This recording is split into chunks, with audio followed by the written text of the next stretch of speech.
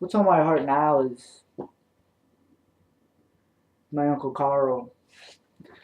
I never met him because he died before I was born in 1979, and I was born in 1981.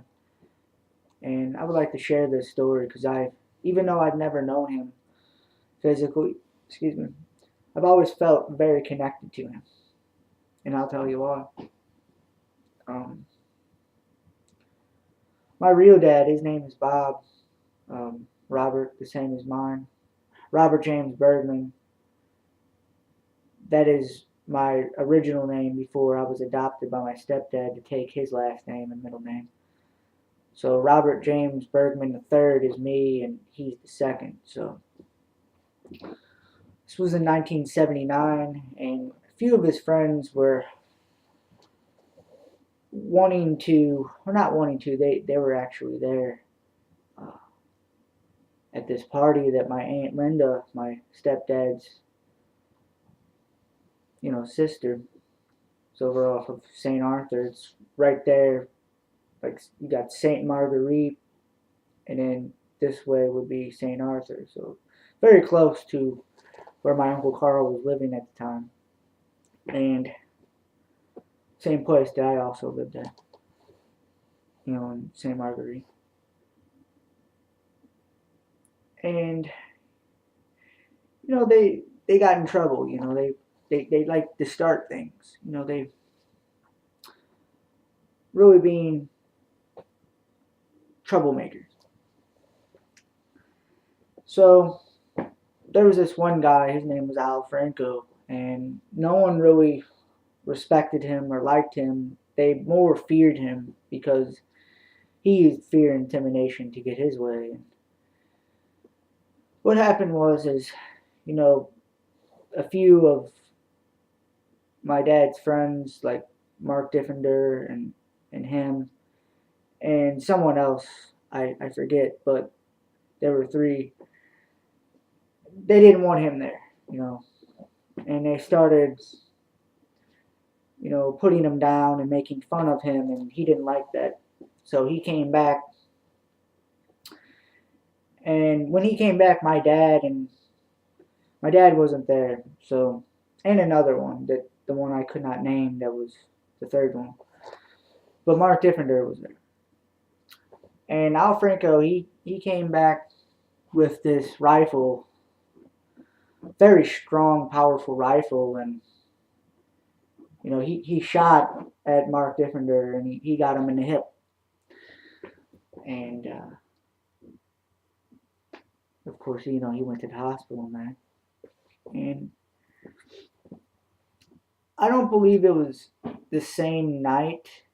It could have been, but I believe it's not. So my Uncle Carl was there. He was one of the witnesses that seen it all happen. See, they were all friends, and Franco shot Mark, and you know my Aunt Linda and Carl and a few others were witnesses to this crime. And uh, my mom told me that, and my Aunt Linda, I mean, she's got the whole story. So I never wanted to take one side of the story. I wanted to get the whole side, two sides of the coin, so to speak. And yin and yang, the Tao. What I wanted to do, really tell you is, like, my Uncle Carl wanted to go up to the St. Anne police and tell him that, that Mark, or not Mark, but Al Franco was the one that, did all this. And the thing is, the police back then, and probably nowadays, they only cared more about themselves than to protect. Protect and serve, that's their motto, but they don't do it the way that they say. So my mom and my real dad, my blood dad, Bob and Carl, were sitting on the front porch at St. Marguerite, and my dad wanted to. He was trying to convince Carl to, go up to the station and be a witness to. And This was that night that my Uncle Carl got shot. Later on that night, Al Franco drove right in front of the house.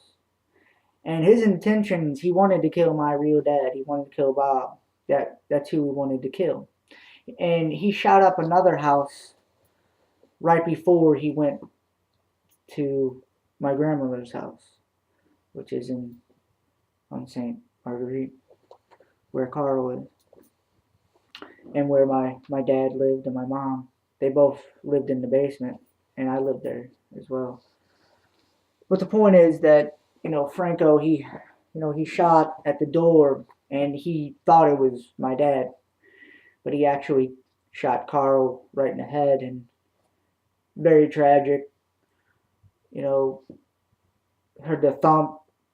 My mom and my dad, they were downstairs, and my mom just sensed something was very wrong. It was around July 4th. I think it was past July 4th, so she thought it was fireworks at the time, but she heard that thump. So she knew something was wrong, so she ran up the steps, and of course, she seen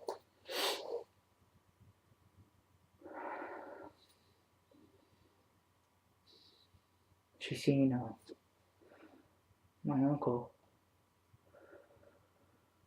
lying on the floor there with half of his head blown off. Blood and everything was everywhere.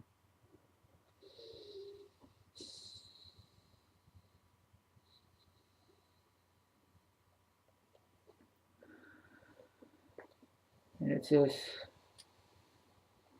feel that how connected I am to him, that he took the bullet for my dad.